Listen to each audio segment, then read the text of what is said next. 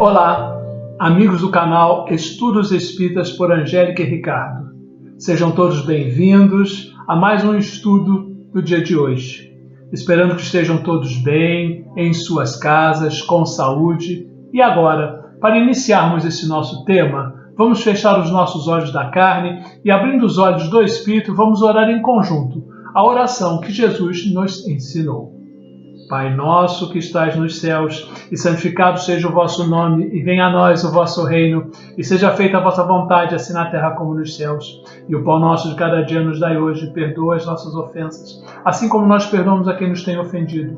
E não nos deixeis cair em tentação, mas livra-nos de todos os males, que assim seja, graças a Deus. Estamos no capítulo 17 do Evangelho, no subtítulo A Virtude.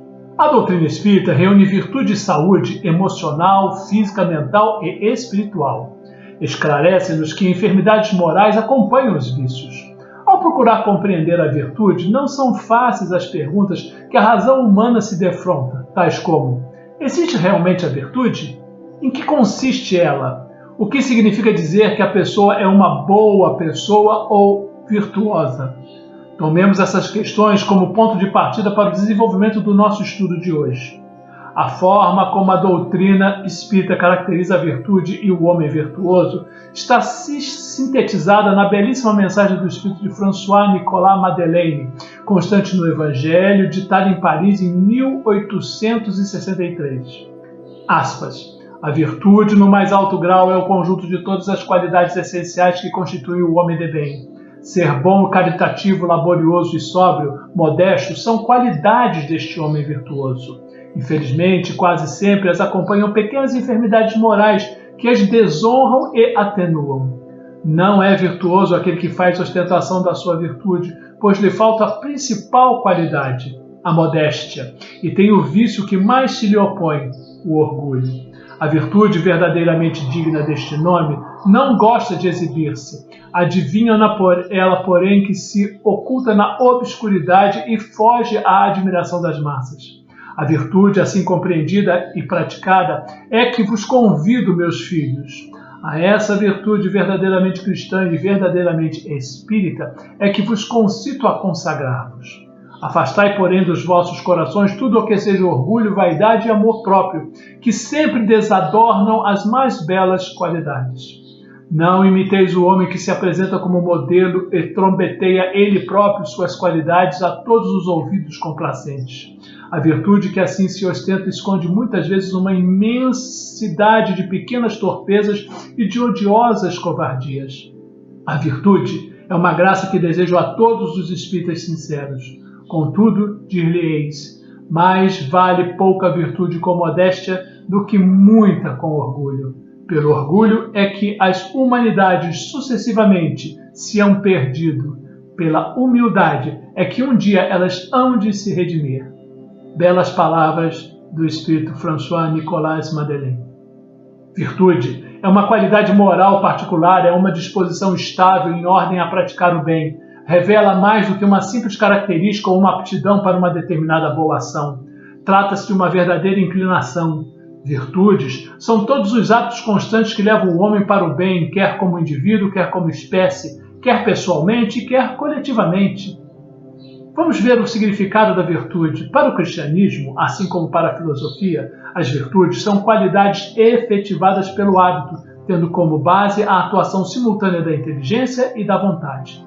Para o espírito de Emmanuel, a virtude é sempre sublime e imorredoura, uma aquisição do espírito nas estradas da vida, incorporada eternamente aos seus valores e conquistados pelo trabalho no esforço próprio.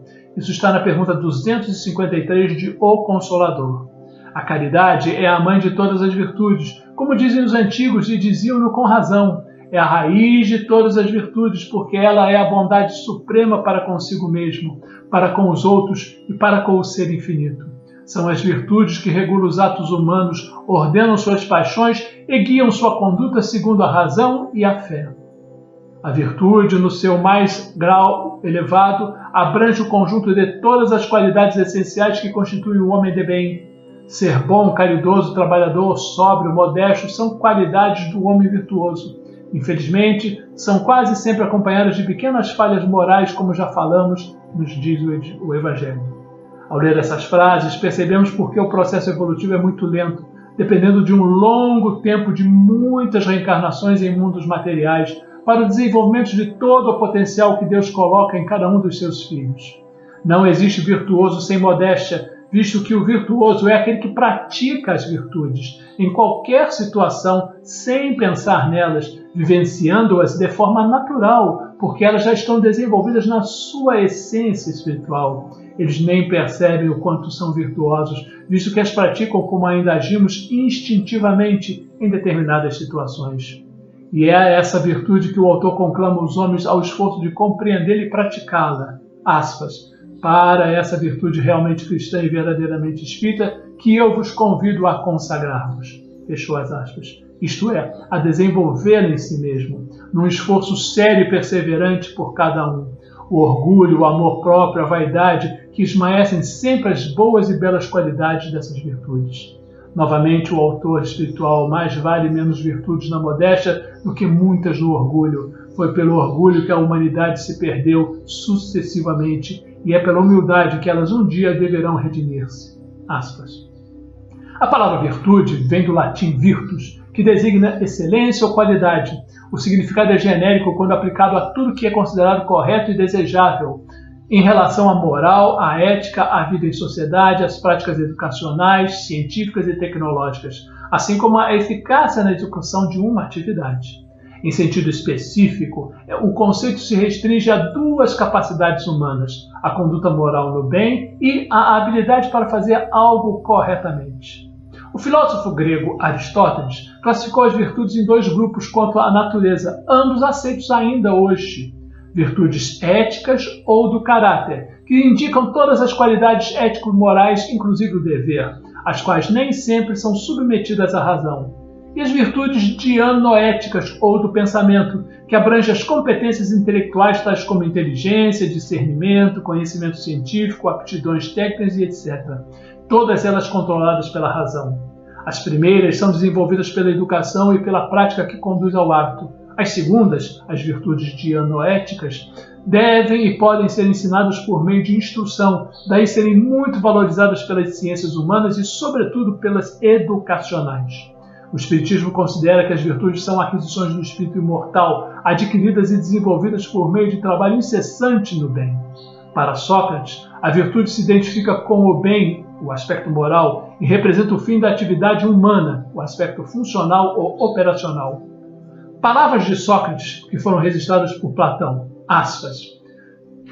Pelo aspecto moral sabe o homem virtuoso distinguir o bem do mal, nos disse o filósofo. A virtude não pode ser ensinada, vem por dom de Deus para que vocês possam possuí-la.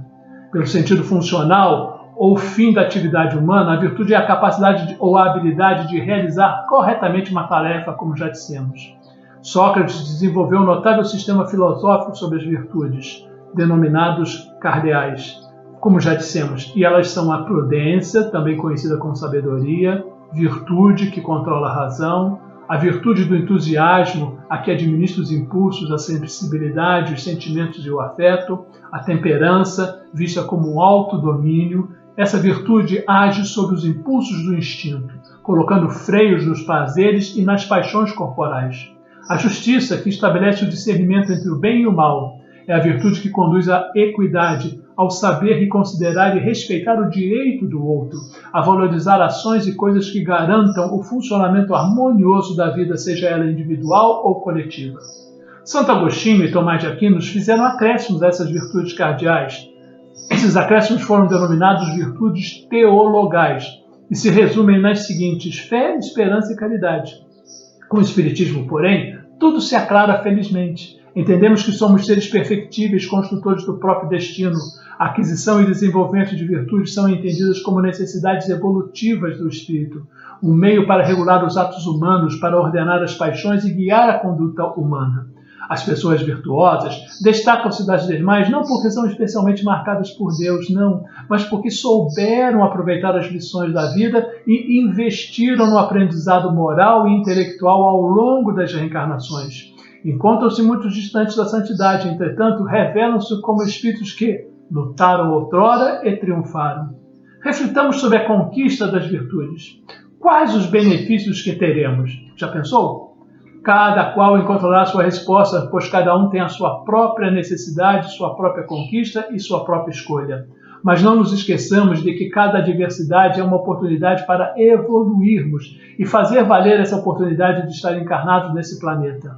Combater o orgulho é tornar-se humilde. Ser generoso é deixar de ser avarento. Ser gentil é deixar de ser mal educado. Ao ser honesto, acabam-se as mentiras. A disciplina combate a desorganização. Enfim, cada imperfeição ou defeito vencido é uma virtude conseguida e alcançada. O autor Adenauer Novaes, no seu livro Psicologia e Espiritualidade, nos diz, aspas, que toda virtude que admiramos em alguém é porque a possuímos mesmo que de forma rudimentar e podemos desenvolvê-la. Fechou as aspas. O homem do século XXI, o século da grande transição da humanidade, que evolui de mundo de expiação e provas para o de regeneração, precisa controlar os seus desejos e as suas necessidades, moderar os seus interesses nos bens materiais, enaltecendo os valores sutis da alma, a fim de se tornar melhor, mais feliz e constituir-se dessa forma o modelo das próximas gerações como um homem de bem. Mas entendam que Deus não fica nos fiscalizando, Ele tem a nossa consciência trabalhando em nós. Tratemos, portanto, de trilhar o caminho reto da virtude, cultivando a sobriedade, pois tal é o preço de nossa felicidade atual e futura. Isso está no livro Páginas do Espiritismo Cristão, de Rodolfo Galigares. Nas pegadas do mestre, Vinícius nos elucida: a virtude não é veste de gala para ser envergada em dias e horas solenes. A virtude não precisa fazer parte da nossa vida como o alimento que ingerimos cotidianamente e como o ar que respiramos a todo instante. A virtude não é para ostentação, é para uso comum. É falsa a virtude que aparece para os de fora e não se verifica para os familiares. Quem não é virtuoso dentro do seu lar, não o será na vida pública, embora assim aparente. Ser delicado e afável na sociedade, deixando de manter esses predicados em família, não é ser virtuoso, mas hipócrita. A virtude não tem duas faces, uma interna e outra externa. Ela é integral, ela é perfeita sobre todos os aspectos e prismas. A dificuldade não está no exercício da virtude, mas na oposição que se lhe faz o vício com que ela contrasta. O vício não cede lugar sem luta. A virtude nos diz: eis-me aqui, recebei-me, dai-me guarita em vosso coração, mas lembrai-vos de que entre mim e o vício existe absoluta incompatibilidade, por isso não podeis servir a dois senhores. Vinícius, nas pegadas do mestre. Assim como a verdade, as virtudes são feixes luminosos que se nos abrem par a par, respeitando nossos crescimentos e limitações. A virtude está em tomar decisões certas, em domar tendências negativas, em caminhar quantas léguas forem necessárias, em sendo solicitado para o tal. É não ser tolo bastante para sentir-se rebaixado ante aquele que progride, e muito menos impedir-lhe os passos. Conta-nos que certa vez, ante a angústia de Allan Kardec, seu benfeitor espiritual apareceu-lhe com uma proposta. Ante tantas virtudes a serem desenvolvidas, que não se preocupasse com todas as outras e que desenvolvesse apenas uma, mas com a condição de praticá-la 24 horas por dia, em atos, palavras, pensamentos, no olhar e até mesmo durante o sono. O novo espírita ficou satisfeito, pois trabalhar apenas uma virtude é bem mais fácil do que desenvolver dezenas delas. A bondade, esclareceu o amigo espiritual, aspas, a bondade, assim, foi a mola propulsora, o elemento motriz que desencadeou o surgimento das outras virtudes. Com ela veio aparecendo a solidariedade, a tolerância, o afeto, a caridade, a ternura, o perdão e as demais energias salutares que orvalham a sua alma, o seu corpo, com promessas de saúde física e espiritual, falou-lhes o Espírito. Conforme lemos no livro Educação dos Sentimentos, de Jason de Camargo, isso foi dito por ele. No livro Estude e Vida, de Emmanuel, nós também temos virtudes aparentes, que são metais comuns no homem, que se alteram ante a ventania das ilusões. Virtudes reais, que são metais preciosos do espírito, que não se corrompem ante as lufadas das tentações humanas. André Luiz, Estude e Vida. Cabe aqui, para finalizar, uma reflexão achada no site Momento Espírita. Alguém escreveu que os homens caminham pela face da terra em fila indiana, cada um carregando uma sacola na frente da outra. Na sacola da frente estão colocadas as qualidades positivas, as virtudes de cada um. Na sacola de trás estão guardados todos os defeitos, as más paixões, as más qualidades do espírito. Por isso, durante a jornada da vida, mantendo-nos olhos fixos nas virtudes que possuímos presas em nosso peito, devemos ao mesmo tempo repararmos de forma impiedosa nas costas do companheiro que está à nossa frente. Todos os defeitos que ele possui estão ali à mostra. Assim, nos julgamos melhores do que ele, sem perceber que a pessoa que está andando atrás de nós está pensando a mesma coisa a nosso respeito, pois vê os nossos defeitos. A imagem é significativa e nos remete à reflexão. Talvez seja muito importante que saiamos da fila indiana e que passemos a andar lado a lado. E no relacionamento familiar, profissional, social, em geral, que nos colocamos de frente um para o outro e aí veremos as virtudes nossas que devem ser trabalhadas para crescerem mais e também as virtudes do outro. A crítica só é válida quando se serve para demonstrar os erros graves que possam causar prejuízo para os outros ou quando sirva para auxiliar aquele a quem criticamos. Portanto, resistir ao impulso de ressaltar as falhas dos outros, exercitando-nos em perceber o que eles têm de positivo, é a meta que devemos alcançar. Sejamos gratos à vida, à virtude daqueles que conseguem sair do casulo do egoísmo e do autocentrismo e reconhecem que a vida padece sem a ajuda e apoio dos que chegam a toda hora. Como vemos, temos muito que aprender a respeito das virtudes. O mais importante é não deixarmos que esse termo caia no esquecimento, como só acontece nos dias presentes, sendo este o principal empecilho para o nosso desenvolvimento moral e espiritual. Pensemos muito nisso. Agora, fechando os nossos olhos novamente, vamos pedir uma harmonização para o nosso planeta e para a sua humanidade que passa por essa turbulência tão discriminatória, pedindo que essa harmonização chegue aos locais onde a dor e o sofrimento estão instalados, tais como hospitais e lá os profissionais de saúde que incansavelmente lutam e trabalham contra a pandemia, aos asilos, albergues, creches e presídios, que ela chegue também aos líderes das nações para que eles possam tomar sempre boas decisões, e a todos os segmentos religiosos, bem como as casas espíritas e a nossa casa espírita.